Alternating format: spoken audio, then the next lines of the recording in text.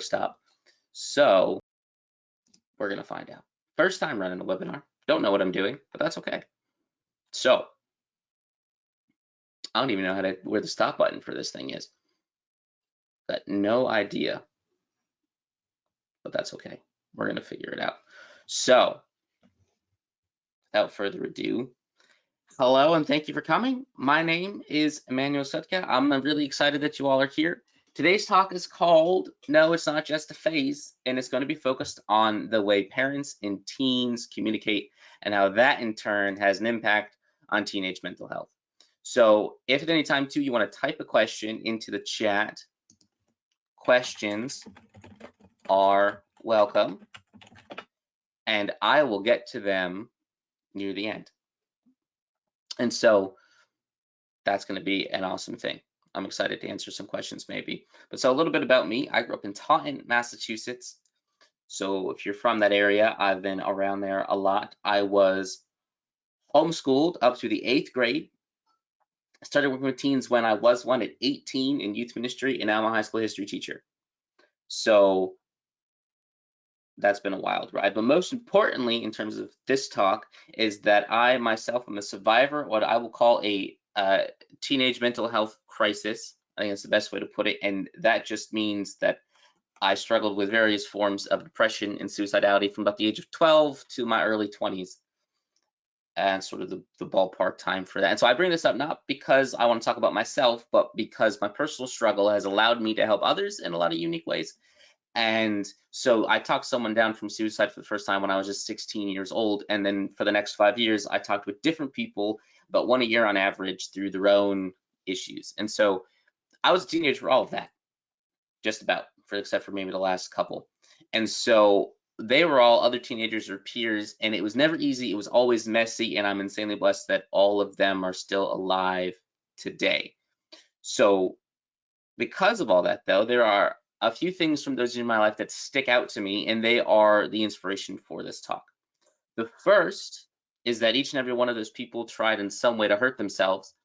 The second is that none of their parents ever knew about it. And I know that because I was the one who had to tell them. And that's a pesky kind of thing about being a kid and having people come to you for help, is that you always have to break that rule that they ask you to follow, which is they say, don't tell my parents. And they would always be super scared when they would say it. And when I got older, it struck me even harder that those children were more scared of their parents finding out about their mental health struggle than they were about actually wanting to die. And that just has always stuck out to me. So today I want to try to address the following questions. Why are they so scared to tell their parents? And what could parents, or even any of you listening who maybe aren't parents but just want to know, like what can be done about it? And that leads me to just quickly want to address an elephant in the room, which is, in some situations, a child's trauma exists because their parent caused it. And that could be because the parent is physically and emotionally abusive. And in those cases, as a teacher, there are rules I have to follow. And thankfully, I've never had to do that. But then there are cases where a child's trauma exists because of their parents, not because their parent is evil or abusive, but because their parent is either ignorant, absent, or ill-prepared.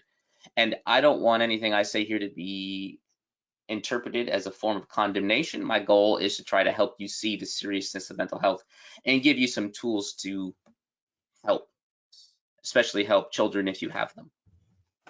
So let's get started.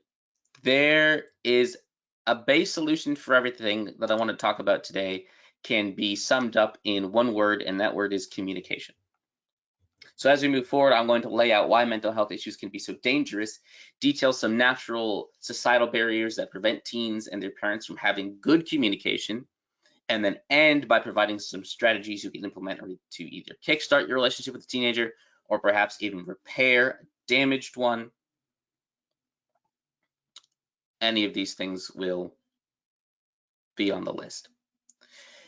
And so I want to first start by talking about my book, I Echo, which is about a girl who suffers from depression and her struggle to survive it. And I wrote it because, having survived suicidality myself, I realized that anybody who had not suffered through that themselves would be unable to truly understand and empathize with someone who had. So I wrote the book in order to provide an experience that came as close as possible to educate all those who are lucky enough to never suffer the weight of a broken mind. And on page 13, I want to focus on for a moment is the character Kathy talking to herself. And she says, Kathy, why don't you just kill yourself? Not like anyone's going to miss you. I believed those words because they were mine. How could I ever be wrong about myself? It's the very last bit that I want to focus on. How could I ever be wrong about myself? We all think that in some form or other. For some of us, it's confidence. How could I be wrong? I'm so smart. How could I be wrong? I'm well educated. I'm good at my job. I'm well prepared, whatever. For the mentally ill, though, their view of themselves is fundamentally broken. They believe in their own uselessness, and because of that, they struggle to believe it when other people try to build them up. One sign of that broken mind is somebody who finds beauty in everything except for themselves. And so if your child suffers from depression, they might not even have the words to describe it, but what is happening inside their mind is very distinct. For one reason or another, they can't stand themselves, and because of that thought comes from within, they can't ignore it. And this is dangerous for a variety of reasons, but I want to point out that the symptoms of someone who's suffering from depression can vary so wildly that the only way to know for sure is to talk to the person. Sometimes they don't want to get out of bed. Maybe they stay up late or are always tired and grumpy. Sometimes they're super energetic, but not really present, good in public, but not at home, or so determined not to let anybody know what's going on in their mind that they help everyone else all the time and are so put together in person that nobody notices they're the ones who are suffering. Sometimes they start changing what they wear, baggy clothes to make sure that no one can see the cuts of their arms, or different styles because they don't like the way that they look. Maybe they're very fit or skinny or small, but they call themselves fat all the time. Depression has a million faces, and when people want to hide it, they do. So 5 years, 5 people, 5 sets of parents who had no idea that their child had either tried to hurt themselves or wanted to. That's 5 sets of parents who didn't know their kids. And so communication is the only answer to that problem in my mind. Parents need to know their kids, and kids need to know their parents. And that just does not mean quality time. It does not just mean dinners or family vacations. It does not mean shopping trips and baseball games and theater practice. Those are all good, amazing things. It meant the world to me that my father came to all my high school soccer games, and it was always sad to me that my mom had to work and couldn't. But again, that isn't enough. The only way to know your children is to be vulnerable. Each and every one of the people who told me what they were struggling with knew I too was dealing with something. Each one of them trusted me beyond measure, literally with their lives, all because I was vulnerable enough to talk about my own struggle. And you might be thinking, well, no, I'm the parent, they're the child, I'm authority, they should trust me. I'm a parent. And it just doesn't work that way. Each one of those teenagers was afraid of what their parents would do if they told them the truth. That means they did not feel safe, they did not feel supported, and they thought if my parent knows how screwed up I am, they won't love me anymore. If my parent knows what I did, I'll get in trouble. I'll get yelled at. They'll force me into therapy, on and on it goes. They're afraid of what their parents would do, which means that they don't know you as well as you think they do, because they only know the parental you, the you that laughs until one of them accidentally breaks something. They know the you that yells at them when they make a mistake and disciplines them when they really screw up. So when they are facing life and death, when they are living with a brain that is broken, they expect the punitive version of you, because oftentimes the gentle parent was only when they were kids, and the moment they got older, all they see is the responsibilities and the punishment, because maybe too often that's all that's there. Vulnerability is key. In my time as a youth mentor, I've heard some things where my first response internally was, oh my gosh, you are way too young for that. But my outward response was, I am so sorry you had to experience that hurt. Sometimes the only discipline a child needs is comfort. And to drive this point home, I want to tell 2 personal stories. The first is an example of bad parental communication, and the second is an example of good parental communication. So when I was younger, there was an event, and I think it was around Christmas time. My sister and I both wanted to go. And my mother was all set and ready to take us there. And for some reason that I either don't remember or never knew, my dad didn't want me to go. So they argued about it loudly and aggressively. And as a kid, it is impossible, to not feel like that argument's your fault. After all, it's about you. And if you didn't exist, the fight wouldn't happen and then everything would be fine. And the fight ended with my mom and my sister going out, and I stayed home, sitting on the dining room floor, crying my eyes out. And my dad sat down at the computer in the living room. So from where I was sitting, I had like this direct line of sight to where he was, and then didn't do anything for about 10 minutes. And finally he said, "I'm so sorry you had to see that." And all I know is that I was angry at him for that than all the rest of it. His apology didn't mean anything. It didn't address how I felt. It didn't address the fact that I had been wrong. All it did was make me angry and cause me to distance myself from him moving forward. She just wanted to apologize and move on. There was no dialogue there. There's just a lot of tears and an angry child. So then, years later, when I was a child of divorce, in school, struggling to make friends or fit in, because it's hard to do both those things when you're as angry and self-destructive as I was at the time. And I had grown up sheltered from a lot of things. So no TV, no video games, except at friends' houses. And all my new friends at school were playing Xbox. They would come in every day, talk about playing together, laughing, telling inside jokes. And so I knew that the way to make friends was through the Xbox. But I also knew that we couldn't afford it, but I asked for it anyway. And instead of being angry that I was asking for an expensive thing, my mom took another route. She asked me why I wanted one. And so I explained to her that it would help me make friends, that it would give me something constructive to do with my time, that the guys at school were always inviting me to play and I just wanted friends. So I got the Xbox, but not for another 4 to 6 months because my mom had to save up for it. And she explained that to me, that she understood that she wanted me to have friends, but that I would have to wait. And I was fine waiting because I understood, because she had taken the time to explain it. We were on the same page. And now today, I still play games with those guys. We still have fun. That investment has lasted 10 years and will probably last 10 more. But the thing to point out there is that my mom listened, she communicated, and then she was honest. Always. So that I could understand, so that I didn't have room to make up reasons in my head that were incorrect about why she was doing what she was doing. That moment brought my mom and myself closer, in contrast to that moment years before that at the time pushed my dad and I further apart. So communication matters. Vulnerability is important. And so if you're vulnerable with your kids, they will be vulnerable with you. There's this idea alive in society that makes communication between parents and teens even harder than it already is. The idea that teenagers are not supposed to communicate with parents. And so TV shows and their unrealistic portrayal of teen life aside, there's an idea that I've seen and heard from parents a lot, which is, well, they're keeping to themselves more than they used to, but that's just teens. And then they laugh, a kind of nervous laugh. They're like, oh, they're just keeping to themselves. And that's the moment. It's awkward and everybody knows it. So I want to bust that myth right now. Teens grow more private. That doesn't mean that they don't want to communicate. As they hit puberty, it's natural for a teenager to want private time. I'm sure you can puzzle that out for yourself. But they start to care more about their social status, relationships, looking cool, all that stuff. This does not mean they don't want to talk. It just means that the rules for how and when to talk to them have changed.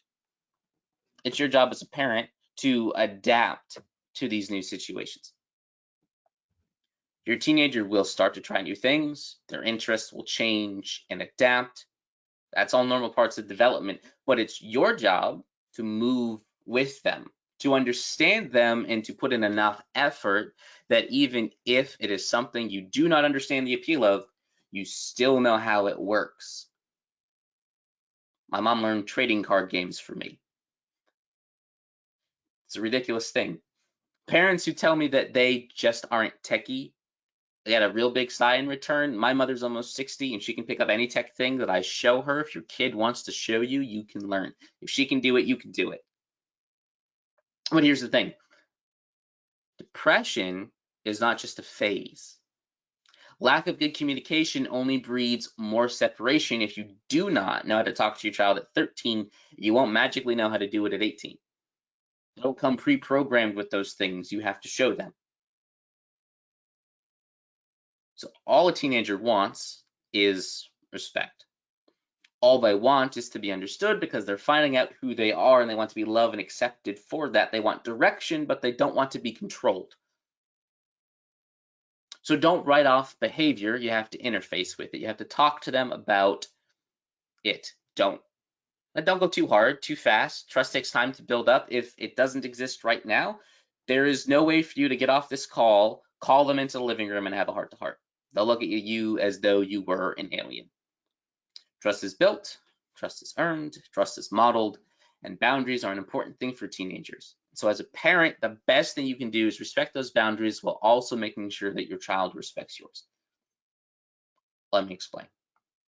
If your teenage child asks you to knock before entering their bedroom, knock. If a teenager says, just a minute, I'm busy, say, okay, I'll check back in 5. If a teenager says, I don't want to talk about that right now, say, okay, well, I'm here for you. If you change your mind, I'll check back in a few days. And then you check back in a few days. It's important to ask their opinion about things, get their take, have a dialogue about what they think, why things are the way they are, and then maybe change your mind if they make a good point. But at this junction, you might be wondering, well, what about the rules? What about respect? Okay, sure.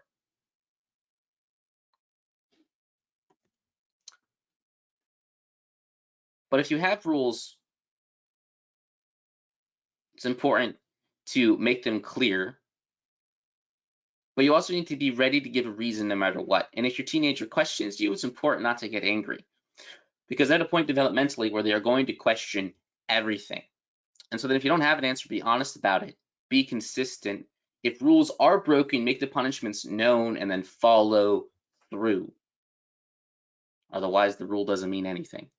Cause and effect is very important, but if you communicate with your teen, they may not ever even break those rules. If your child is rebellious behind the point of reason, you may need professional intervention. If they are violent towards you and the family, they absolutely need professional help. So you should seek it out while there's still time. For the rest of you, though, your child will respect you if you're honest. Otherwise, when they get older and start to figure out all the lies or all the white lies or half-truths or things you said just to get them to do what you needed them to do, they will think of you as a liar, and it's really hard to trust a liar. So take time to change with your children. They're growing up. You need to grow with them. And that way, if their mind breaks, if something horrible happens, they will trust you enough to tell you, and you won't have to get a call from someone like me letting you know that your child tried to kill themselves. It starts with vulnerability. Talk to your kids. They have a lot to say. So thank you so much for listening. We're going to be transitioning into questions now. So if you have any questions, you can put them in the chat. You can turn your mics on and ask them. If you're like, good, it's over, I'm out of here, that works too.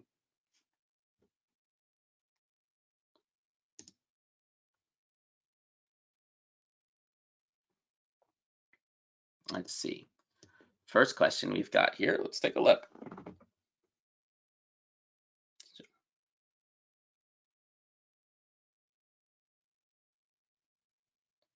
Okay, so our first question right now is, how can those of us who aren't parents or probably won't be for quite some time prepare to communicate healthily with our children or even others, children/teens? I suppose attending the seminar is a great start. Attending the seminar is a great start. Telling everyone you know to attend it is an even better start for me.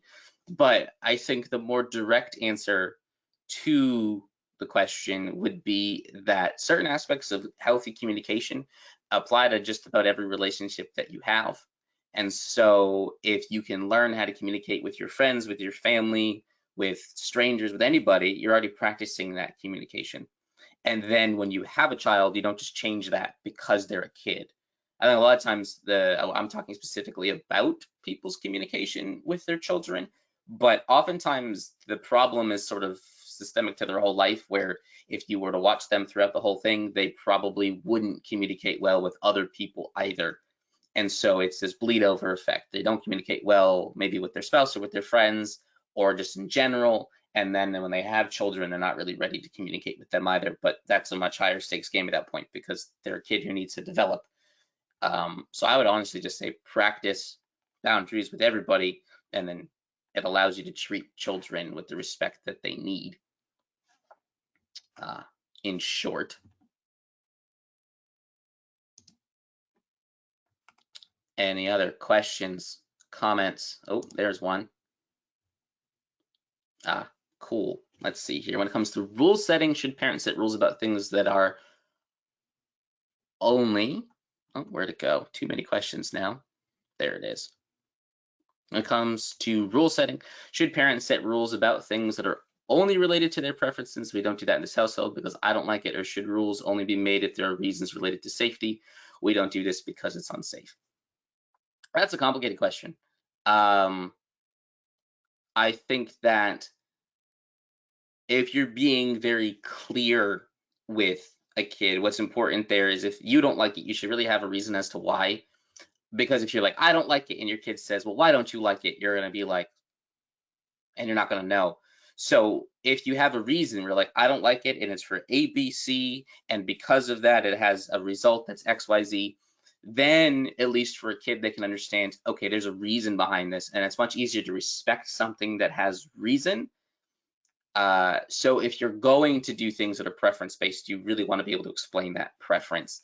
And then also let them know, sure, other people do it in other places for other reasons, but, and you really just get into the details, because you can accidentally call somebody or cause your child to think less of somebody because they don't follow the same rules you do. And that can sort of create a complex in them where they have to think they're better than somebody else, or they start to get confused and they're like, well, everyone else does it, why don't we do it? Am I weird because I don't do that? And it can start to get confusing.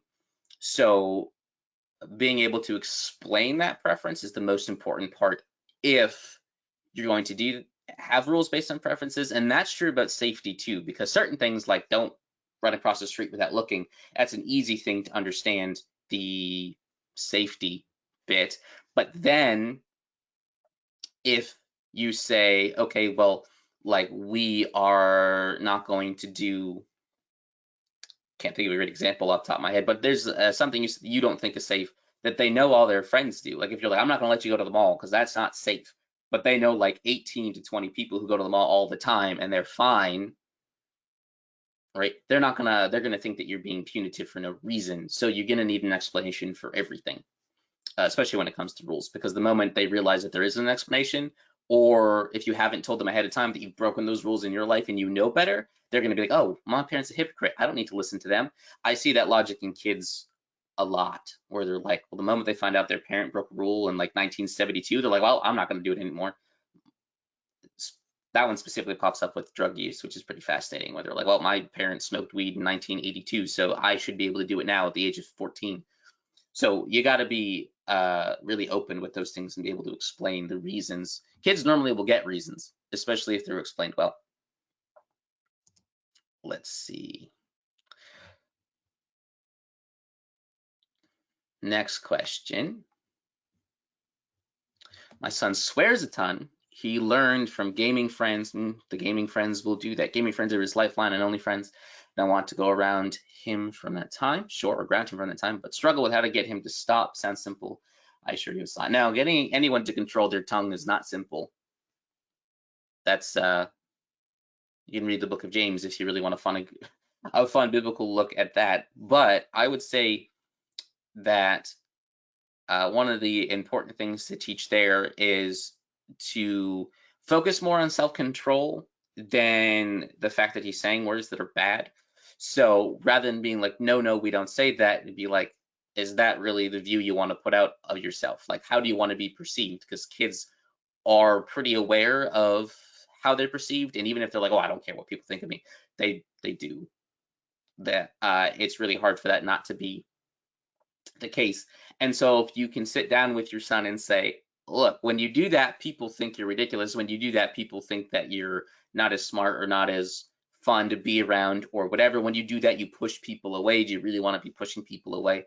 I think explaining what the outcome of his actions are going to be is a better route to take than uh, quote blaming him or attacking him. Not that you're doing that, but like rather than just labeling the behavior as bad, it's like, yeah, okay, we don't want to swear, but if you do, this is more likely what's going to happen to you in certain situations. You do this at work a lot, you're going to get fired. If you do this around certain people, they're not going to like you. If you do this in front of your teachers, you're going to get, a detention or suspension or whatever.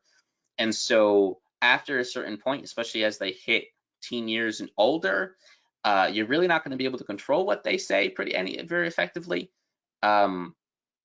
It's really hard to discipline a teenager in that way unless you totally shut their life down, which can be difficult to do. But again, explaining what the behavior can result in so that he can make an informed decision about what he says is important. Because sometimes kids miss that. We're like, well, because I do this at home, I can do it over here, and then they get consequences that they aren't expecting. So again, brief summary would be make sure he knows the potential consequences and then encourage him to present a better version of himself. Let's see, next question. If you're in a situation right now where you haven't been communicating well with your teen for some time, how do you begin the process of gaining your teen's trust through vulnerable communication? That one's hard because if you haven't been doing it at all, the teenager is going to be very suspicious. And when they become very suspicious, they're going to have a wall up. But I think that you want to be genuine. So you don't want to be like, I'm going to get my child to talk to me today. It's a bad move. What you can do though is find things that are going on that you want their opinion on and talk to the teen about that. And so you have to sort of start literally from scratch. It's like meeting a new person for the first time when you're trying to figure out like what are they interested in, what are their opinions, what are they talking about. And so you could pick something that's happening in the world. There's plenty of stuff happening in the world that have deep roots, so that if you start on the surface, you can dig down and get there and say, well, I saw on the news that this was happening. I read an article about this. What do you think? And once you start talking about stuff like that, it will inevitably lead to a question or thought about personal stuff. It's really hard to avoid that.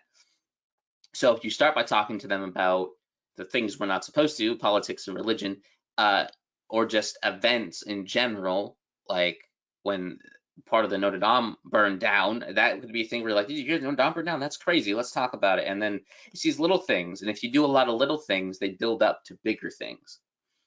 And over time, they'll get comfortable enough so that if you ask them a question like, oh, did you see what was going on with Kanye and mental health and stuff like that, they might have a lot to say about mental health and you didn't even realize. So rather than making it about them, if you make it about something else and allow them to become comfortable, they might just share naturally on their own, or at least start to feel comfortable where they can share on their own. Awesome questions. Look at that. Are there any other questions?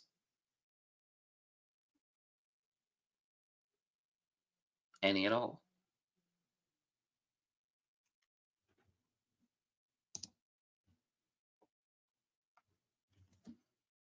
Thanks for all the questions though too. Those are some good stuff that I didn't even necessarily think about ahead of time, but I like it.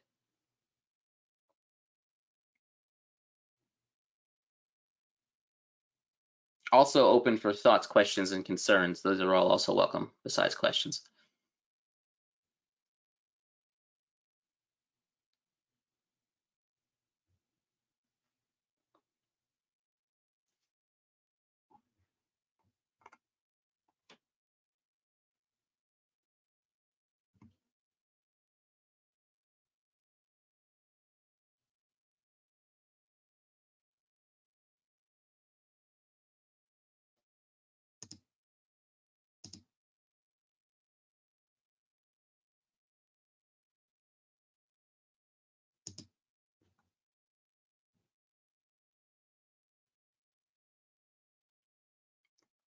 So plans to continue further in this discussion. I have a few other particular seminars in mind about different things that I would like to work on. I kind of want to workshop this one around first, if possible. For instance, if you saw it today and you thought it was really good, you can tell everyone to sign up for next week's on August 1st, because I'm going to be doing this again with any luck. It's something that I would like to keep pushing. So if you're looking for fully formed plans, they don't exist yet, but they're coming together. And the video will be out after August 1st. So one of the pre-recorded versions, or not pre-recorded, one of the recorded versions of this, either today's or August 1st's, will be made public on my website that you could share and send with friends. So plenty of ways to do that if you wait another week, keeping it behind closed doors for a little while, but not very long.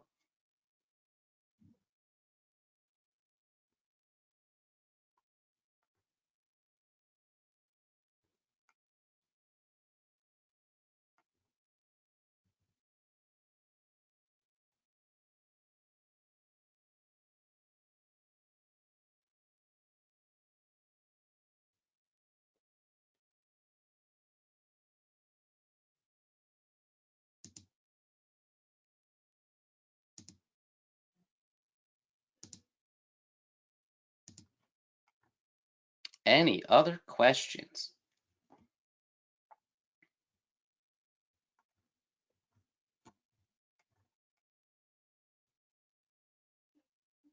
It's okay if not. I've already taken up about 40 minutes of your time.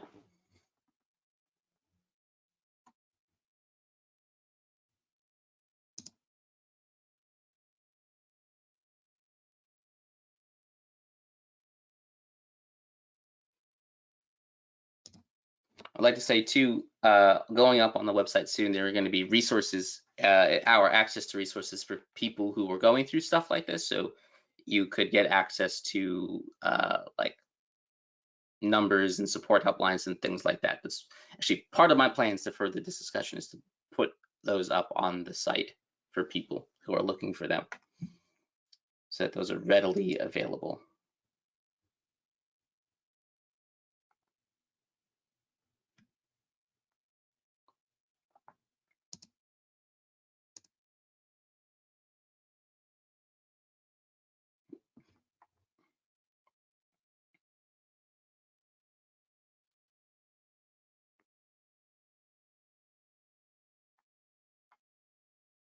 All right, well, if there are no more questions, I'm gonna figure out how the heck to end this thing, because I can't find the off button, but I'm sure it exists somewhere. But we'll wait another minute just in case questions coming in. You never know. But again, thank you all for coming. You can check back in on the website if you really like today's talk. You can promote next week's August 1st. As many people as you want, to all of the people. If you want to let me know what you thought, you can reach out to me in an email or through the website. There's a contact page on the website as well. So it's about 1:40. I think we're going to call that a day unless a question comes in the next 2 seconds. Thank you all for coming, and you have a wonderful rest of your day. Toodaloo.